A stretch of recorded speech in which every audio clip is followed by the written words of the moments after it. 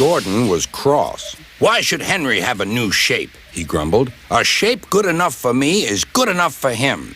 He goes gallivanting off, leaving us to do his work, and comes back saying how happy he feels. It's disgraceful.